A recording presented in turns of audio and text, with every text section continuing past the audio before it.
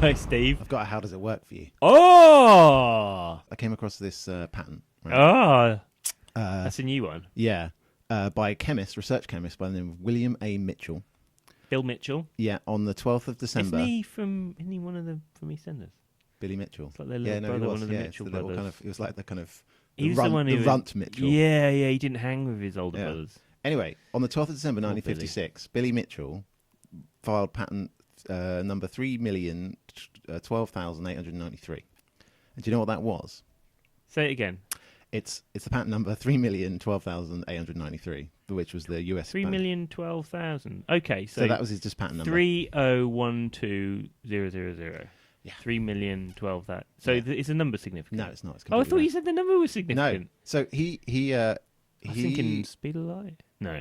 Too slow. So he patented this. What's that? So I've got it here. I've got some popping candy in front of me. So I thought we could try some on camera. I eat some? Yeah, exactly. So it's going to be we'll be able to hear it. Where'd you get this from? I got this from a shop yesterday. So have you researched the kind of background? I know how it works. Candy? Right. So here we're going to try some popping candy. It smells so good. I'm really hungry. Oh, my mouth, saliva's going. Okay, so this might be really annoying for everyone listening to this, but Nick and I have popping candy in our mouths at the moment. Sensual. You know that synesthesia thing. Yeah. Oh, baba. So Nick, how does popping candy work? Oh my god. Is it good? It's just weird. Well, I don't know, but do you want me to have a guess? Have a guess. Or will that spoil your party if I guess? No, have a guess. It's something you kind of see every day. It's been patented, to be fair. It didn't make him much money at the time. Do you remember when we were talking about, you know, those, I can't remember what they're called now, Prince Rupert's. Oh, Prince Rupert's drops. Do you remember we were talking about it? Yeah. And you drop them in water, and the outside bit became very ordered and crystalline, and the middle bit was sort of soft. So the outside bit was extremely hard in particular directions. Yeah. I'm wondering whether this might be similar to that. So, like, but do you think when it gets wet, there's some kind of tension that breaks and it kind of pops. So, do you think you're doing? So the question is, oh my god, I'm enjoying it. Hang on. Oh, it smells so good as well, so lemony. I got some strawberry. Strawberry on here. Do you want to try the strawberry on? So the question is there a chemical reaction that's going on in there?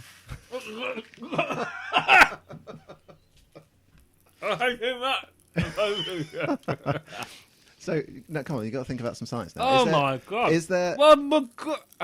What happens if you breathe this in? You're fine. It's just sugar. I'll tell you that it's just sugar. There's nothing that's undergoing that. There's no chemical reaction that's happening in popping candy. That's what I was thinking. Is some kind of like tension which makes it sort of pop. But how do you get that? Like popcorn. All right. So you think there's kind of some kind of elastic energy when you put it in your mouth, it gets wet and that causes some elastic tension. So you're right, but it's stored in gas. So basically, all you do is you take sugar, you heat it up till it bubbles, and then you just put it in 40 atmospheres of pressure. So you put it in a big pressure vessel. And you just let it cool down. Mean? What it means, so 40 times atmospheric pressure. So it's really high what pressure. What have I got in my bike tyres? Probably my mountain bike tyres is about 40 atmospheres. No, 40 psi probably. That's much slower. It's way, way, way, way higher than anything in your bike tyre. Oh, really? Yeah. What have I got on my bike tyre then? Probably about 40 psi. 100 psi if you've got a road bike. Yeah, what's that in atmospheres though? I don't have to work it out. You'll just expect me to do, but it's much lower. It's kind of, I don't know. It's like 1.2 atmospheres. It's really high then. It'll be like 1.2, something like that. That will be on the order. At all? Yeah. No. Yeah. 1.2. Something like that. Yeah. Well, I'll fact check this. We'll fact check it. Here we go. We're going to fact check it. Yeah, so so there I you was go. Completely wrong. Yeah. So well, you're not completely wrong. It's like 2 point something. Yeah, wasn't 40 atmospheres is 2.7 atmospheres. Yeah. So 40 it's psi. Not 40 atmospheres like I was saying. Though. So, but really, what you're doing. So what happens there is you just compress the gas, and then the liquid cools down that you're hearing now talk about, and then what happens is when it goes in your mouth, it just dissolves the sugar until you get to the gas pocket. And then when it pops, it's actually gas. It's not like you're evolving carbon dioxide or anything. It's just sugar with little pockets of gas in that are just formed under high pressure. So the gas in the sugar is under extremely high pressure. Yeah, that's why it pops.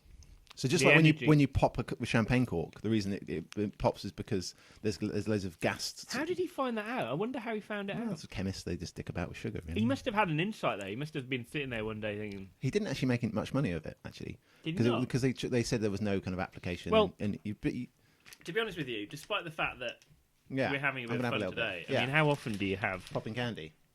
but it's really cheap to make. Basically, it's 15 grams of sugar in here, and they charged me like £2 for it. You paid £2, Yeah. pound each for this. Yeah, that's Psycom happening. You were robbed. Yeah, Is that because we're in the shed in a different part of the country? Where it's more exactly. expensive? Maybe.